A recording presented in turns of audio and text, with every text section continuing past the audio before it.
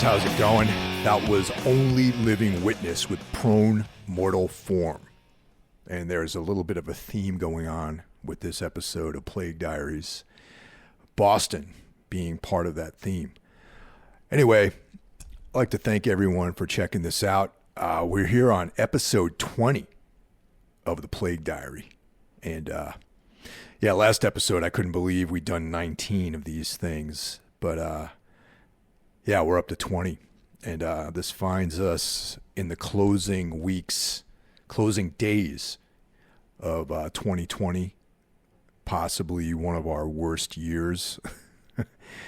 Probably one of my worst years. I hope everyone's doing well, and this finds us in a seasonal mood since we have Christmas or Hanukkah or whatever you guys celebrate out there coming up, and I hope people are able to have some semblance of a holiday. And we have a vaccine, which is exciting news. Not sure how everyone feels about it. I have a very positive outlook on that, and I'm not really a big vaccination person. I mean, the last time I got any kind of vaccine, aside from a tetanus shot, was when I was a kid. But this time around, I think it's important to go ahead and check this out and get vaccinated. And since humanity has a problem with self-control and diligence on that level, I think a vaccination is probably the only way we're going to get out into the world again. And I know that everyone out there is probably suffering a little bit of cabin fever like me, and is looking forward to getting into the world, getting back to some kind of semblance of a normal life. And hopefully 2021 leads us down that pathway. I'm trying to be optimistic about that. There was a bit of bad news this week that I received. I'm not sure how many of you guys might be familiar with this writer, but Mike McPadden passed away unexpectedly. I saw on social media that there's not much information. A few days ago, he passed away. That one of the co-hosts at Necromaniacs let me know about it, and it was kind of a shock.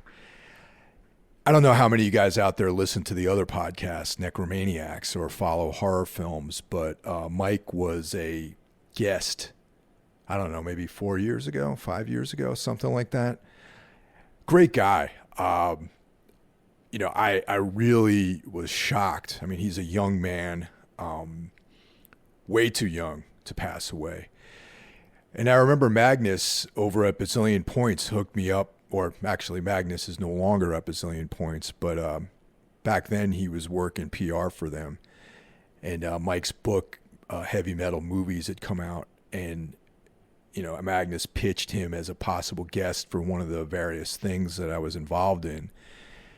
And we had him on Necromaniacs, and one of my favorite episodes. We typically haven't done a whole lot of interviews on that particular podcast, but it was something that I really enjoyed. His book was awesome. He's just was such an interesting guy, providing a viewport into the seedy world of exploitation cinema and Times Square, New York City, and we were looking forward to having him back on, and man, it just goes to show you can't wait for these things. We talked back and forth about meeting up. This is before the pandemic, doing another episode of Necro, future books, projects, like all this exciting stuff, and never came to pass. And yeah, it just made me think about how you just can't wait for things these days. If you have an idea, you just got to get after it and go for it. And yeah, I'm not going to go on and on how we were never great friends, or he just was someone that popped in my life, and I thought he was a really cool guy, and I was hoping someday that we would become friends. Actually, I mean, we'd done a bit of correspondence, and he just seemed like a really, really nice person and interesting guy, talented writer. And it just sad, made me kind of took me aback this week. And yeah, if you guys out there are interested in that kind of stuff, head over to Bazillion Points and check out some of his books. And I think that you would enjoy it. He's a very, very good writer. Cool guy, got a lot of interesting viewpoints on these kinds of things. So yeah, last episode we talked about WJUL live at the Fallout Shelter and performing live on the radio. And Kevin checked out the episode and got back to me and reminded me of Sam Black Church. And I'm not sure how many of you guys are familiar with that band, but they were one of the most popular bands in New England during the 90s. And I remember when I first moved to Boston that I went to a show at Bunratty's, and it was Only Living Witness, the band who brought us in, and Sam Black Church. And I was thinking about how I was just blown away by how intense that band was live. And I had become a big fan of theirs during that era.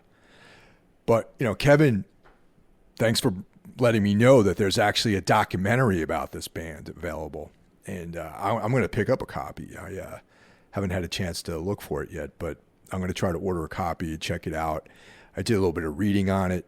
Jonah Jenkins, frontman of Only Living Witness, is on there. And there's interviews of people like Paige Hamilton talking about the band. And yeah, they were an important band, especially during that era. And I'm talking about the early 90s, 90 to say, 95 is what I'm talking about for me personally. And yeah, SBC, they originally were from West Virginia and relocated to Boston. It's like two brothers, Jesse, a.k.a. Jet, and Ben, and a couple other guys in the band. J.R. Roche, I remember him on drums. Richard played bass for them. And then the dude from, what the fuck was the other band he was in? Anyway, Zach ended up playing bass for them at some point during the 90s. And JR and I actually worked together at the Newbury Comics, the Newbury Comics Rock and Roll Warehouse for a bit of time, around 96, 97, around that era. That was a funny place, and I don't know if you guys are New Englanders, you definitely know about Newbury Comics. And if you live in different parts of the country, they were kind of like, for better or worse, the hot topic before Hot Topic. And I don't mean that to be in a derogatory way, because though I've never actually stepped foot in a Hot Topic, reconnaissance has told me about what kind of stuff they get into. But yeah, Newbury Comics started out in the 80s. Total local thing. These two guys that used to go to MIT started it, Mike Drees and this other dude. And yeah, the flagship store on Newbury Street, I remember going in there all through my time spent living in Boston. I mean, I grew up in the suburbs of New York City, and but I've spent a lot of time in Boston, and so it's kind of like a bastard second home for me. I can't say I love Boston, but I have a lot of great friends up there, and I can't say there's been good times and bad times in that city. Some, negative shit as well as some really cool stuff. So I got a love-hate relationship with that city. And yeah, I just never fit into the New England vibe, I guess. But anyway, yeah, I thought that was one of the best record stores I'd ever been into. They got, at least for a time. I don't know how it is now. I haven't been in there in years. So I'm just talking about the late 80s and the early 90s when I used to go in there and you could find all this, amphetamine reptile, alternative tentacles, Discord, early black metal stuff, earache records, like everything, man. All the stuff that I was into at the time you would be able to find in this place, as well as a pretty excellent selection of books, like, apocalypse culture, like stuff like that, death scenes. I think I actually purchased Total Abuse, the collection of Peter Sodos's early material at Newberry Comics. So that goes to show you how fringe and kind of left of center that place was. They had great buyers for music and books. There was comic books there, graphic novels, T-shirts, all that kind of stuff. And as time went on, and now I'm talking about the era when I joined up at the warehouse, because it was the one job that you could have in that city where you could go on tour for months at a time and still come back and have a job. So all these guys in bands worked there, and dudes from ISIS early, before they were like a big thing, like Aaron Harris worked there, Clifford Meyer, Mike Gallagher. At the time, Mike Gallagher was in Cast Iron Hike, and it was during that time period. JR, some guys from Blood for Blood worked there. That dude Gibby, who was in Panic and all these kind of oi bands, and I don't know. I don't really know that guy that well. I just know that he was this kind of chameleon, moving in and out of like the punk and the hardcore scene and the kind of gothic dance hipster kind of thing. In a way, I guess Gibby was a proto-hipster in the way that most people have come to recognize or define that word in the early part of the new millennium. I don't know. It's a non sequitur, I guess. Anyway, back to Sam Black Church. I remember being a young man going to Bunratty's to see this show that everyone had recommended to me, Sam Black Church and Only Living Witness. Only Living Witness, I was blown away by the vocalist, man. Jonah, who years later I'd actually become fairly good friends with and grown to really admire his vocal ability. And at that time, I was like, man, this motherfucker can really sing. And the music was cool. It was, just sort of, heavy, metallic, hardcore with like a very rock, kind of like a heavy rock feel to it. And that was, the early 90s were interesting for hardcore. I felt like what I had grown to think of hardcore music in the late 80s was being redefined in the early 90s. You know what I mean? Like there was a lot of like metallic like influence seeping its way. Bands like Marauder, Integrity, obviously. Only Living Witness, Starkweather, like all these bands had a very metal like feel to it. And some of that's a lot of the music from that era that I find that holds up more. And then also let's not forget grunge, the influence of bands like, the Northwest bands. Soundgarden, I remember, was a really heavy influence on a lot of people in the early 90s. That you can hear their influence in a lot of different bands. And dudes that played in hardcore bands were seeping up all this influence and starting newer projects. And I guess in some ways, like, I don't know, some people call it like post-hardcore or whatever. I don't like to make these generalizations, I guess. But Witness played, was sick, thought it was great. And then fucking Sam Black Church comes on, and it was like a bomb had went off, man. It was like these that fucking singer dudes jumping all over doing backflips, and the music is like kind of chaotic and like I said, very metal. The Jet was like one of the hands down one of the best front man I've ever seen. The guy like really knew how to work a crowd. He had a pretty crazy voice. It was pretty obvious to me. For anyone out there who's never heard the band before, The first thing that comes to mind is Bad Brains, obviously. And yeah, I mean, obvious Bad Brains influence with the vocals. You know, a lot of time changes. Like the musicianship in that band is pretty great. Like the Bad Brains, who are like, you know, hyper progressive musicians, like shredders. All the members of the Bad Brains are completely shredders on whatever instrument they play. And you know, SBC kind of, you know, all those guys were very proficient at their instruments, great guitar riffs, great bass playing, great drumming, and just over the top crazy vocals, you know, very HR inspired, you know, and I don't want to detract from them, but yes, they, you know, you can say that there was a big thing going on with the Bad Brains in that band. So back then, having a record out, to me at least, was a major accomplishment. So I discovered that these guys were on Tang Records, which was a pretty legendary record label, the way I see it. I mean, Poison Idea was on that label. You know, Slapshot, you know, for Love 'Em or Hate 'Em, Slapshot was an important band. One of my favorite bands, Bullet La Volta, was on that label before they got signed to a major. That's another band that most people need to check out if you haven't heard them already. I can spend a whole episode talking about them, and maybe I will. So that immediately I had respect. I'm like, okay, these guys are the real deal. You know, they're on you know, this fucking label that puts out a bunch of cool stuff. You know, Kill Slug, Mission to Burma.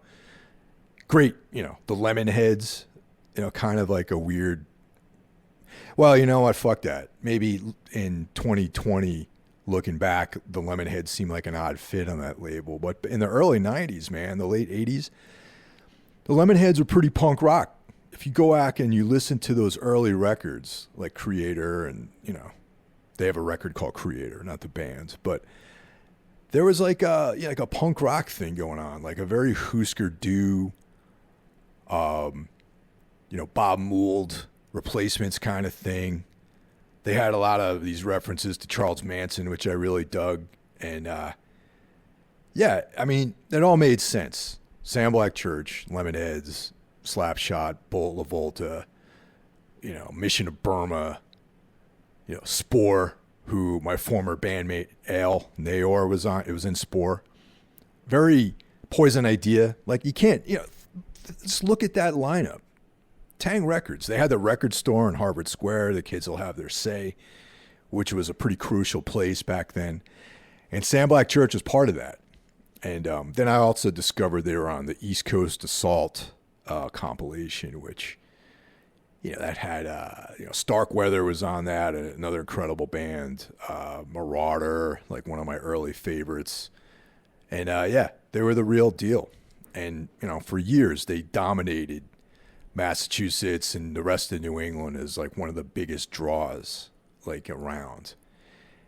And, you know, back in that period for me, I wasn't thinking in the national way or global way that I started thinking later in life. But to me, if you were like a big band just in your hometown, I thought that was awesome. But these guys could play all over New England and draw tons of people to their shows and put on these incredible live things. And I thought that was like just like one of the coolest things ever.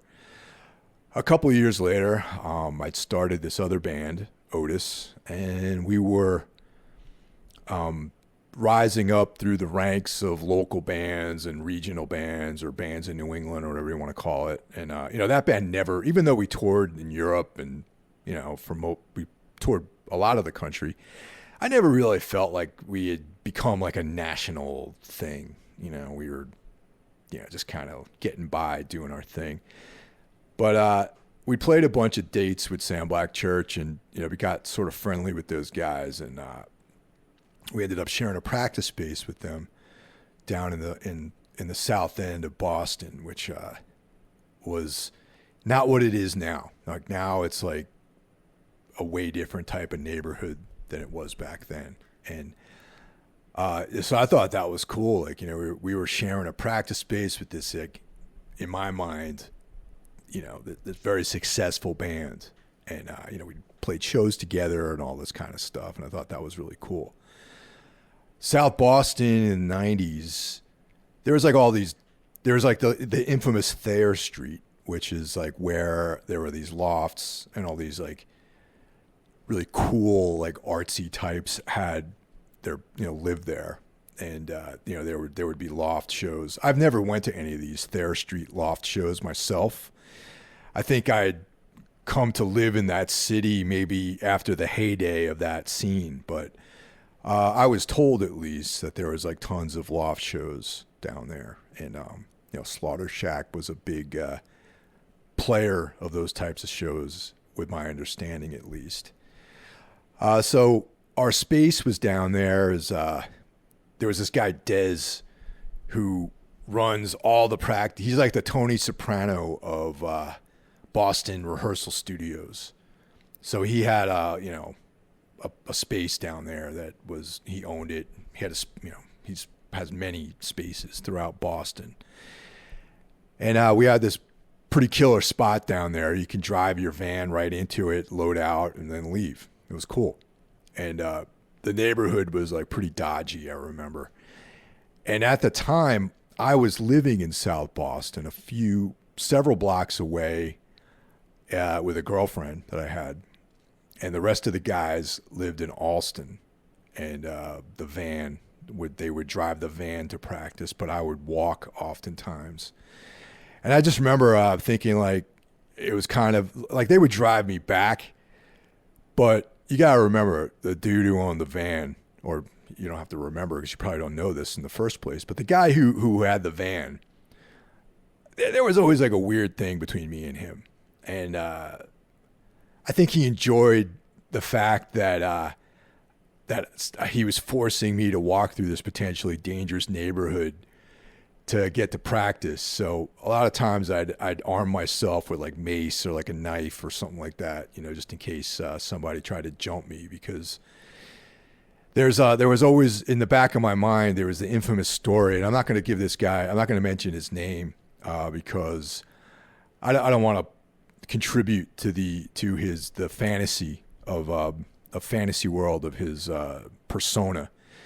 But some of you might know him.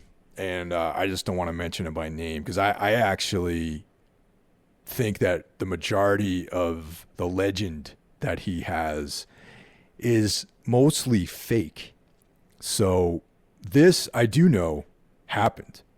So anyway, he was walking around. I guess he lived in that neighborhood, in this South End neighborhood, and was walking his dog. And these people tried to steal his pit bull. And he ended up, getting in a fight with these guys. Someone stabbed him, and he defended himself against these people and ended up stitching up his wound with dental floss or something like that. So that was the story, and who knows how much of it's true, So anyway, this guy, that story was always in the back of my mind whenever I walked to practice down there. And I was like, if somebody jumps me, I need to be able to get the hell out of there in one piece. And so I would walk around with this like mace that my girlfriend had at the time. And I didn't even know if it was, I think there's a shelf life on that stuff. So I don't know. But I'd also carry a knife and like all this stuff. And so that was the practice space scenario down there. And, we did a lot of that band. Ultimately, I thought was almost like, I would say Otis is a bit of an embarrassment for me musically. I can't really listen to that music and feel good about it, but it opened a lot of doors. It was the first band that I did where we did cool stuff. But yeah, we shared with Sam Black Church, and I remember when, I guess I hate to use the term alternative, but when alternative music started getting really big, and bands like I'm not saying they're not an alternative band, but a band like Pantera, for example, was flying the flag of heavy metal all through the early 90s. And they were an incredibly successful band. And, you know, much respect to them for keeping things alive during a period where hard rock and heavy metal were kind of like not the most popular styles of music. I mean, I can say at the time, like that was the Sick of It All major label era. So they were out there doing their thing, you know, playing these big shows, festivals, opening for Helmet. Biohazard was also another big band that, you know, was definitely in the conversation, you know.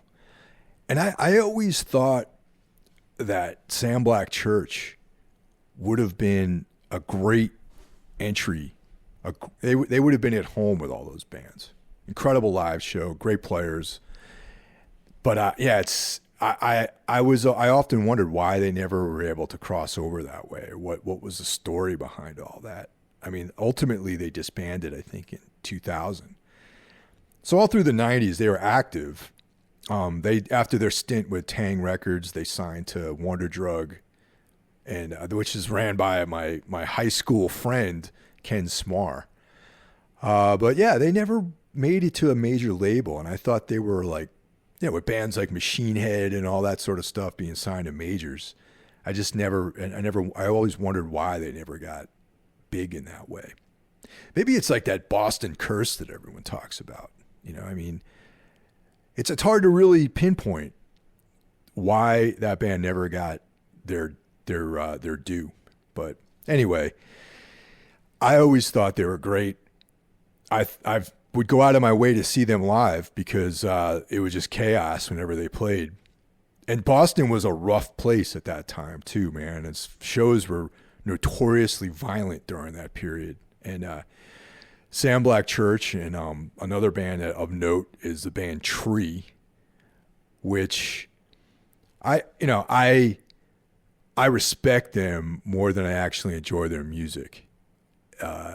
They're just like a bunch of dudes who, you know, Dave, the singer, was an art guy, you know, skateboarder. They didn't have a lot of, how should I put this, technical ability, but they just worked really hard. And hardest working band award would go to them, in my opinion. You know, they were out there repping Boston on the road in a way that a lot of other bands weren't in that time frame.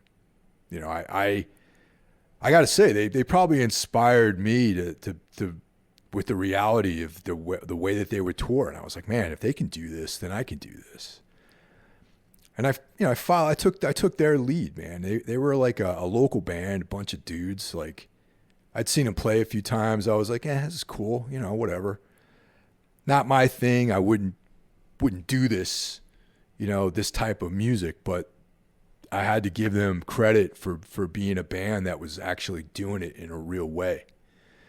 And once again, one of the biggest New England live bands, like in that era of hardcore music or whatever you want to call it. And I remember during when Anodyne was playing, and occasionally Dave would show up at one of our shows, and, you know, I talked to him briefly, and I'd be like, yo, what's up, man? Like, you know, the band was still going up till a few years ago. As far as I know, they might still be active. They might still be getting together every now and then and playing shows. And I remember back in 2007, I read an interview with him online where he was talking about how once a year they go out and tour.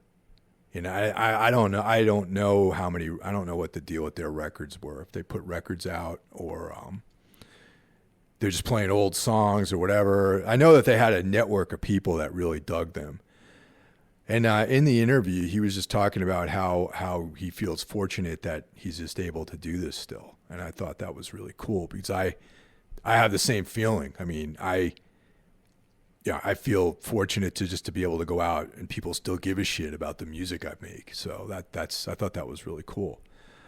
Oh yeah, and by the way, Tree and Otis, the old band I was in, were on the same record label, Cherry Disc Records. And you know, Tree outlived that label, which I thought was cool. It's always good to be that way, to outlive your, you know, to keep trucking past the expiration date when people think that you're going to fold, you know. I've made a lifestyle out of that, of the keep on trucking mentality. But yeah, Sam Black Church, it's an unsung band at this stage of the game.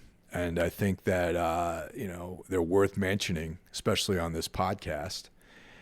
And so I don't know if I don't put out another one of these before Christmas. Everyone have a great holiday. The other two shows I'm working on, Necromaniacs and Metal Matters, are on, we're on Christmas break. We're not going to do episodes until January. And so, yeah, we're getting into that season. And I just hope everyone's doing well.